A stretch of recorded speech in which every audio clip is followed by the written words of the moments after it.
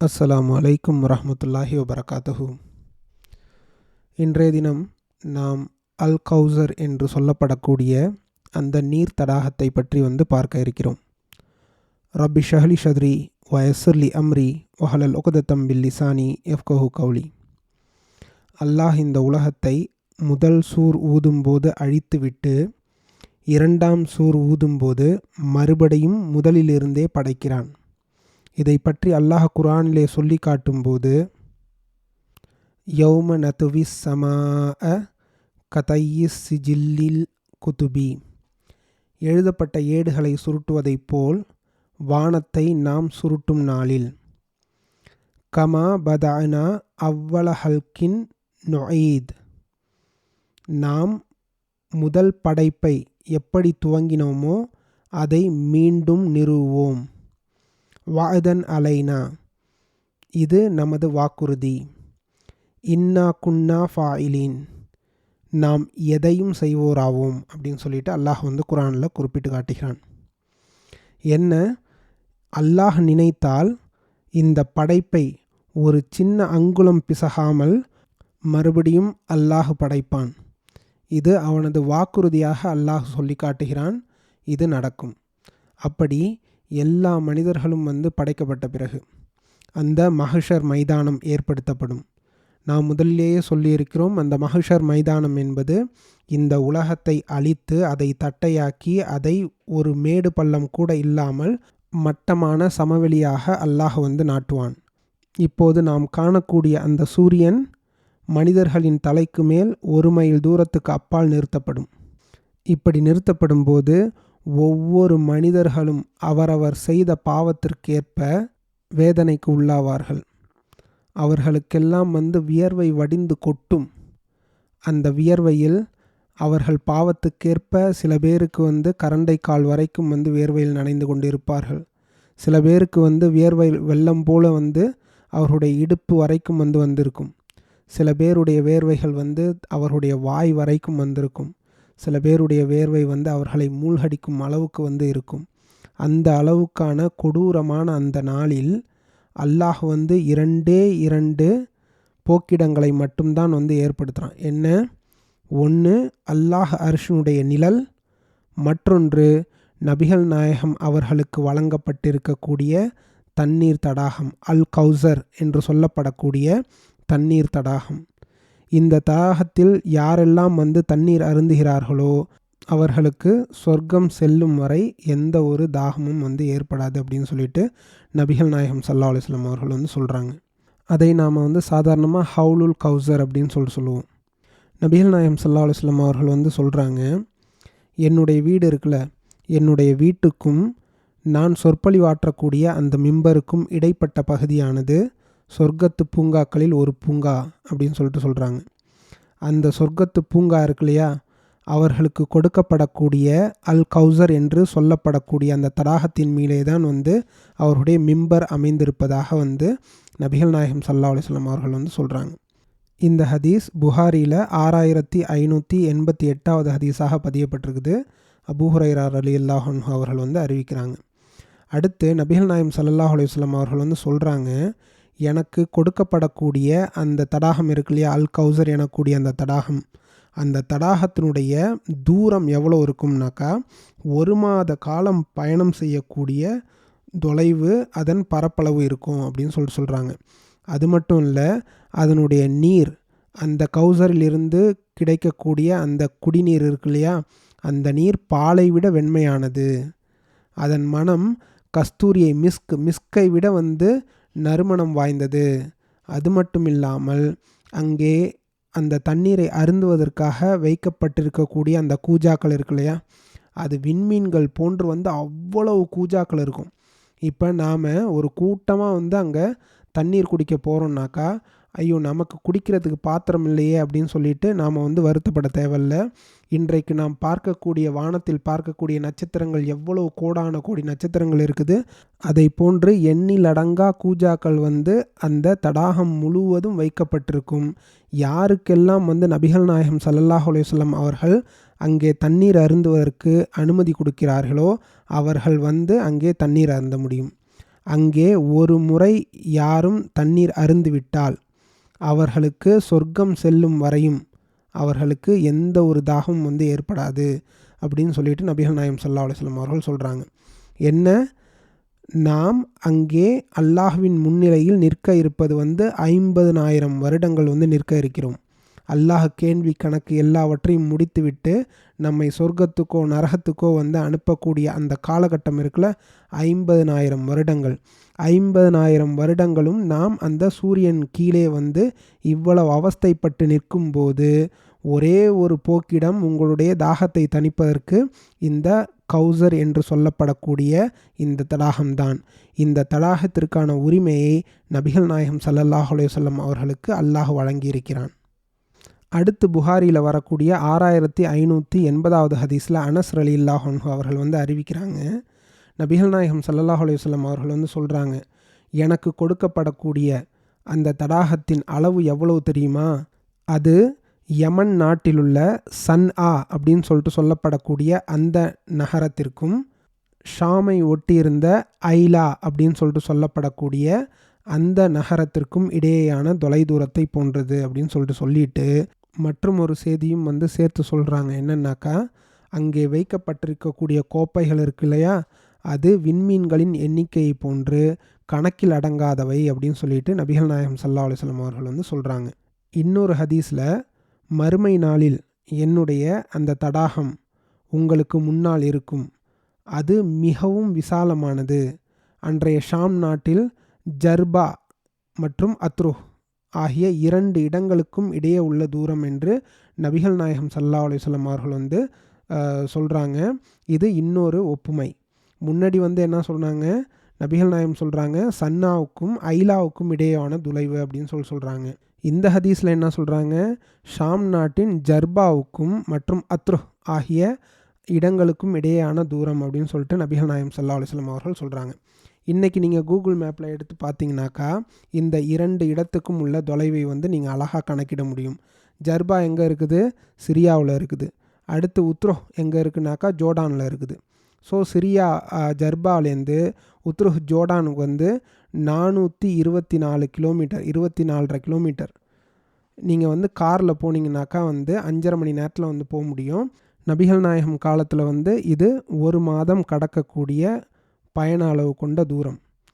பாருங்கள், நாம் ஹவுலுல் கௌசர் அப்படின்னு சொல்லிட்டு சொல்லி பழக்கப்பட்டிருக்கோம். ஹவுல்னால் வந்து நாம் பார்க்குறது எவ்வளோ தூரம் இருக்கும், சும்மா ஒரு சின்ன குளம் அளவு வந்து இருக்கும். ஆனால் இந்த ஹவுலுல் கௌசருங்கிறது வந்து அவ்வளோ சின்னது கிடையாது. 425 கிலோமீட்டர் உடைய அவ்வளோ மிகப்பெரிய, அது வந்து அது ஏரினா கடை கிடையாது, அது மிகப்பெரிய கடல் மாதிரி இருக்கும்.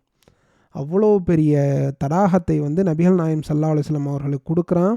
அந்த தடாகத்தில் வந்து எண்ணிலடங்கா கோப்பைகளை வைத்து வந்து யார் யாரெல்லாம் வந்து நபி ஸல்லல்லாஹு அலைஹி வஸல்லம் அவருடைய உம்மத்தாக இருந்தார்களோ அவர்களுக்கெல்லாம் வந்து அங்கே வந்து தண்ணீர் புகட்டப்படும், அவர்கள் சரியான முறையில் இஸ்லாத்தை பின்பற்றி இருந்தால். இப்போ நாம் சொன்ன ஹதீஸ் இருக்கு இல்லையா, அது வந்து புகாரியில் வரக்கூடிய 6577வது ஹதீஸு, இப்னு உமர் ரலியல்லாஹு அன்ஹு அவர்கள் வந்து அறிவிக்கக்கூடிய அந்த ஹதீஸ்.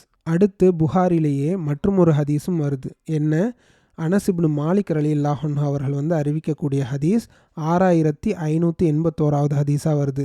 என்ன, நபிகள் நாயகம் ஸல்லல்லாஹு அலைஹி வஸல்லம் அவர்கள் வந்து விண்ணுலக பயணம் மெஹராஜ் போயிருந்தாங்க இல்லையா, அப்போது அவர்கள் வந்து சொர்க்கத்தில் வந்து பயணம் செய்கிறார்கள். அப்போது அங்கே ஒரு ஆற்றை பார்க்குறாங்க. அந்த ஆற்றினுடைய 2 கரைகளிலும் வந்து வரிசலாக வந்து என்ன வைக்கப்பட்டிருக்குது, வந்து முத்து இருக்கு இல்லையா, அந்த முத்துக்களால் ஆன கலசங்கள், முத்து மாதிரியே வந்து வட்டமாக இருக்குது, அதில் துளை போடப்பட்டிருக்கு தண்ணீர் குடிக்கிற மாதிரி. ஸோ அப்போது அதை பார்த்து விட்டு நபிகள் நாயகம் ஸல்லல்லாஹு அலைஹி வஸல்லம் வந்து ஜிப்ரீல் அலைஹிஸ்ஸலாம் அவங்கள்ட்ட வந்து கேட்குறாங்க, ஜிப்ரீலே இது என்ன இது அப்படின்னு சொல்லிட்டு. அவர்கள் அதுக்கு பதில் சொல்கிறாங்க, இதுதான் உங்களுடைய இறைவன் உங்களுக்கு சிறப்பாக வழங்கவிருக்கிற அல் கௌசர் எனக்கூடிய அந்த தடாகம், அந்த நீர் தடாகம் அப்படின்னு சொல்லிட்டு வந்து சொல்கிறாங்க. அதனுடைய மண் இருக்குதுல்ல, அது மணமிக்க கஸ்தூரியால் ஆனது அப்படின்னு சொல்லிட்டு மேலதிகமாக வந்து சொல்கிறாங்க. இப்போது அந்த நீர் தடாகத்தை நம்முடைய கற்பனைக்கு கொண்டு வருவோம். ஹவுலுல் கௌசரில் இருக்கக்கூடிய நீர் இந்த உலகத்தில் இருக்கக்கூடிய சாதாரண தண்ணீரை போன்று இல்லை. அது பாலை விட வெண்மையாகவும் சுவையாகவும் வந்து இருக்குது. அப்போது இந்த மனிதனுக்கு வந்து சுவை வந்து தேவைப்படுறதுனால அது மிகவும் சுவையாக வந்து அல்லாஹ் படைத்திருக்கிறான். அது மட்டும் இல்லாமல் நாம் வந்து இந்த மணத்தை சாப்பிடும்போது வந்து அந்த சாப்பாடு வந்து கொஞ்சம் நல்லா மணமாக இருந்தாக்கா எவ்வளோ ரசித்து ருசித்து சாப்பிடுவோம். அதற்காக அல்லாஹ் அந்த நீரிலே கஸ்தூரியுடைய மணத்தை வந்து ஏற்படுத்தி இருக்கிறான். நல்ல கடுமையான தாகம், நீங்கள் சாதாரண ஒரு பச்சை தண்ணீரை குடித்தா கூட வந்து அவளுக்கு அமிர்தமாக இருக்கும். அப்போது அந்த சூரியன் சுட்டரிக்கக்கூடிய அந்த வெயிலிலே உங்களுக்கு இந்த தண்ணீர் கிடைப்பது வந்து எவ்வளவு பெரிய பாக்கியமாக இருக்கும். அந்த பாக்கியத்தை வந்து நாம் பெறுவதற்கு வந்து முயற்சி செய்யணும். அதற்கு சில வரைமுறைகள் எல்லாம் வந்து இருக்குது. அது பின்னாடி வந்து நாம் பார்க்க போகிறோம். அதற்கு முன்னாடி இது சம்பந்தமாக இன்னும் மேலதிகமான விஷயத்தை வந்து பார்ப்போம். நபிகள் நாயகம் ஸல்லல்லாஹு அலைஹி வஸல்லம் அவர்களுடைய கடைசி காலகட்டம். அவங்க உஹது போர் நடந்துச்சுல. உஹது போர் வந்து இஸ்லாத்துக்காக நடந்த 2வது பெரிய போர். அப்போது சில சஹாபாக்கள் கொல்லப்படுறாங்க. ஆனால் அப்போது அந்த சஹாபாக்களுக்கெல்லாம் வந்து ஜனாசா தொழுகை நபிகள் நாயகம் ஸல்லல்லாஹு அலைஹி வஸல்லம் அவர்கள் ஏதோ ஒரு காரணத்துக்காக நடத்தவில்லை. நபிகள் நாயகம் ஸல்லல்லாஹு அலைஹி வஸல்லம் அவர்கள் இறப்பதற்கு ஒரு சில மாதங்களுக்கு முன்பு, அதாவது உஹது போர் நடந்து 8 ஆண்டுகளுக்கு பிறகு உஹது போரில் கொல்லப்பட்டவர்களுக்காக ஜனாசா தொழுகை வந்து நடத்துகிறாங்க. நடத்தி முடிஞ்சதுக்கப்புறம் அந்த தொழுகை வந்து எப்படி இருந்துச்சு அப்படின்னு சொல்லிட்டு சஹாபாக்கள் சொல்கிறாங்கன்னாக்கா, அது உயிரோடு உள்ளவர்களிடமிருந்தும் உஹது போரில் இறந்தவர்களிடமிருந்தும் வந்து நபிகள் நாயகம் ஸல்லல்லாஹு அலைஹி வஸல்லம் அவர்கள் விடைபெறுவதை போன்று இருந்தது. பிறகு அந்த தொழுகையை முடித்துவிட்டு நபிகள் நாயகம் ஸல்லல்லாஹு அலைஹி வஸல்லம் அவர்கள் வந்து மேடை மீது ஏறுறாங்க. ஏறி இந்த விஷயங்களை எல்லாம் சொல்கிறாங்க. என்ன சொல்கிறாங்க? நிச்சயமாக நான் உங்களுக்காக காத்திருப்பேன். எப்போது? மஹ்ஷருடைய மைதானத்தில் உங்களுக்கு நான் அங்கே சாட்சியாக இருப்பேன். உங்களை நான் சந்திப்பதற்கு எனக்கு வாக்களிக்கப்பட்டுள்ள இடம் கௌசர் என்று சொல்லப்படக்கூடிய அந்த நீர் தடாகம் அப்படின்னு சொல்லிட்டு சொல்கிறாங்க. அப்போது இந்த உலகத்திலிருந்து மறு உலகத்தில் நாம் போகும்போது, மஹ்ஷரில் நிற்கும்போது நபிகள் நாயகத்தை முதலாக சந்திக்கக்கூடிய இடம் எது தெரியுமா? இந்த கௌசர் என்று சொல்லப்படக்கூடிய அந்த தடாகம். அந்த தடாகத்தை நான் இப்போதே என்னுடைய கண்களில் காண்கின்றேன் அப்படின்னு சொல்கிறாங்க. அதை சொல்லிவிட்டு சில போதனைகளை சொல்கிறாங்க. என்னென்னாக்கா, நிச்சயமாக எனக்கு பின்னால் நீங்கள் வந்து அல்லாஹுக்கு எதையும் இணை வைக்க மாட்டீர்கள் என்று எனக்கு தெரியும். அதனால் நீங்கள் இணை வைப்பவர்களாக ஆகிவிடுவீர்களோ என்று நான் அஞ்சவில்லை. ஆனால் அதுக்கு பதிலாக இந்த உலகத்துடைய மோகம் இருக்குல்ல, அந்த மோகத்தினால் ஒருவரை ஒருவர் வந்து போட்டி போட்டு மோதிக்கொள்வீர்களோ என்று தான் அஞ்சுகிறேன் அப்படின்னு சொல்கிறாங்க. இந்த ஹதீஸ் புகாரியில் 4042வது ஹதீஸு உக்மா பின் ஆமிர் ரலியல்லாஹு அன்ஹு அவர்கள் வந்து அறிவிக்கிறாங்க. ஸோ அப்போது நாம் இந்த உலகத்திலிருந்து மறு உலகத்தில் மஹ்ஷரில் நாம் முதலில் நபிகள் நாயகம் ஸல்லல்லாஹு அலைஹி வஸல்லம் அவர்களை எங்கே சந்திக்க போகிறோம்? இந்த கௌசர் என்று சொல்லப்படக்கூடிய அந்த தடாகத்தில் தான் வந்து சந்திக்க போகிறோம். இந்த தடாகத்திலிருந்து முஹம்மது நபி ஸல்லல்லாஹு அலைஹி வஸல்லம் அவர்களுடைய உம்மத்திற்கு அல்லாஹ் தண்ணீர் வழங்கக்கூடிய அந்த உரிமையை நபிகள் நாயகம் ஸல்லல்லாஹு அலைஹி வஸல்லம் அவர்களுக்கு வந்து கொடுத்துருக்கிறான். அப்போது நபிகள் நாயகம் ஸல்லல்லாஹு அலைஹி வஸல்லம் அவருடைய உம்மத்துக்கள் எல்லோருமே வந்து இந்த தடாகத்தில் வந்து தண்ணீர் அருந்து விட முடியுமானாக்கா, அதற்கு சில கட்டுப்பாடுகள் எல்லாம் இருக்குது. என்ன? நபிகள் நாயகம் ஸல்லல்லாஹு அலைஹி வஸல்லம் அவர்கள் சொல்கிறாங்க, என் உயிரை யார் கையில் வைத்திருக்கிறானோ அவன் மீது ஆணையாக, அல்லாஹ்வின் மீது ஆணையாக, அந்நிய ஒட்டகத்தை ஒரு குளத்தினுடைய உரிமையாளர் குளத்திலிருந்து தண்ணீர் குடிக்க விடாமல் வந்து விரட்டுவார் அல்லவா, அந்த மாதிரி நானும் மறுமையில் எனக்கு சிறப்பு பரிசாக கிடைக்க இருக்கும் அந்த தடாகத்திலிருந்து சில மனிதர்களை தண்ணீர் அருந்த விடாமல் வந்து விரட்டுவேன் என்று நபிகள் நாயகம் ஸல்லல்லாஹு அலைஹி வஸல்லம் அவர்கள் சொன்னதாக புகாரியில் வரக்கூடிய 2367வது ஹதீஸை அபூ ஹுரைரா ரலியல்லாஹு அன்ஹு அவர்கள் வந்து அறிவிக்கிறார்கள். அவ்வளோ பெரிய துரதிர்ஷ்டசாலிகள் யார்? நபிகள் நாயகம் ஸல்லல்லாஹு அலைஹி வஸல்லம் அவர்கள் இன்னொரு ஹதீஸில் சொல்கிறாங்க, நான் கௌசர் என்று சொல்லப்படக்கூடிய அந்த நீர் தடாகத்தின் அருகில் இருந்தவாறு உங்களில் யார் வந்து என்கிட்ட வராங்க என்பதை உற்று நோக்கி கொண்டிருப்பேன், உற்று பார்த்து கொண்டிருப்பேன். அப்போது என்னை நெருங்க விடாமல் சிலர் பிடிக்கப்படுவார்கள். மலக்குகள் வந்து சில பேரை வந்து நபிகள் நாயகம் ஸல்லல்லாஹு அலைஹி வஸல்லம் அவரிடம் நெருங்க விடாமல் பிடிப்பார்கள். உடனே நான் என்ன சொல்லுவேன்? இறைவா இவர்கள் வந்து என்னை சேர்ந்தவர்கள், இவர்கள் என்னுடைய உம்மத்து, என்னுடைய சமுதாயத்தை சேர்ந்தவர்கள் அப்படின்னு சொல்லிட்டு நான் சொல்லுவேன். அதற்கு எனக்கு பதில் சொல்லப்படும், நபியே உங்களுக்கு பின்னால் இவர்கள் செய்தவற்றை நீங்கள் அறிய மாட்டீர்கள். இவர்கள் என்ன செஞ்சாங்க தெரியுமா? நீங்கள் இறந்த பிறகு அவர்கள் வந்து அவர்களுடைய பழைய மார்க்கத்துக்கே திரும்பி சென்று விட்டார்கள். யாருமே இஸ்லாத்தில் இல்லை, எல்லாமே முர்த்ததா போய்விட்டார்கள் அப்படின்னு சொல்லிட்டு வந்து சொல்லப்படும். நான் அதிலிருந்து விலகிக்கொள்வேன் என்று நபிகள் நாயகம் ஸல்லல்லாஹு அலைஹி வஸல்லம் அவர்கள் வந்து சொல்கிற இந்த ஹதீஸ் புகாரியில் வரக்கூடிய 6593வது ஹதீஸ். அஸ்மா பின்த் அபி பக்கர் ரலியல்லாஹு அன்ஹு அவர்கள் வந்து அறிவிக்கிறாங்க. நபிகள் நாயகம் ஸல்லல்லாஹு அலைஹி வஸல்லம் அவர்களுடைய காலத்தில் இந்த இஸ்லாத்தை ஏற்றுக்கொண்டு நபிகள் நாயகம் ஸல்லல்லாஹு அலைஹி வஸல்லம் அவர்கள் இறந்த பிறகு யாரெல்லாம் முர்த்ததாகி விட்டார்களோ, யாரெல்லாம் இந்த மார்க்கத்தை விட்டு சென்று விட்டார்களோ அவர்களுக்கு அங்கே தண்ணீர் அருந்துவதற்கு அனுமதி கிடைக்காது. இன்னொரு ஹதீஸில் சொல்லப்படுது என்னன்னாக்கா, சில பேர் நபிகள் நாயகம் ஸல்லல்லாஹு அலைஹி வஸல்லம் அவர்களிடம் வருவார்கள் இந்த ஹவுலுல் கௌசர் தடாகத்திலிருந்து தண்ணீரை அருந்துவதற்காக. அப்போது அவர்கள் பிடிக்கப்படுவார்கள். அப்போ நான் சொல்லுவேன், அஸ்ஹாபி அஸ்ஹாபி, இவர்கள் வந்து என்னுடைய தோழர்கள் ஆயிற்றே அப்படின்னு சொல்லுவேன்.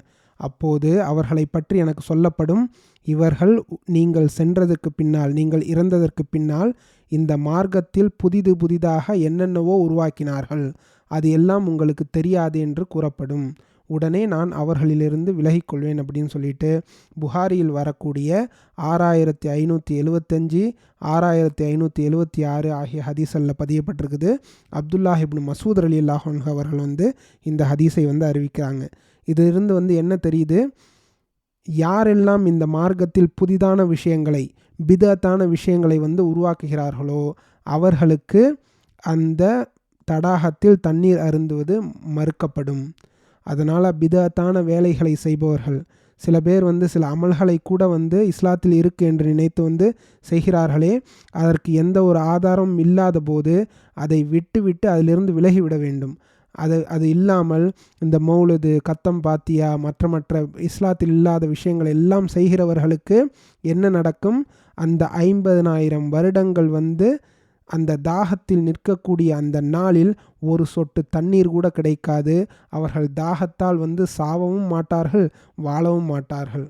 எனவே நம்முடைய வாழ்க்கையில் இந்த பிதத்தான காரியங்களிடமிருந்து நாம் விலகி இருக்க வேண்டும். அல்லாஹ் கேட்டபடி நடக்கக்கூடிய நன்மக்களாக நம்மை ஆக்கி, நமக்கும் அந்த ஹவுலுல் கௌசர் என்று சொல்லப்படக்கூடிய அந்த நீர் தடாகத்தில் தண்ணீர் அருந்தக்கூடிய பாக்கியத்தை அல்லாஹ் அருள் புரிய வேண்டும். வாஹித் தாவான் அல்ஹம்துலில்லாஹி ரப்பில் ஆலமீன்.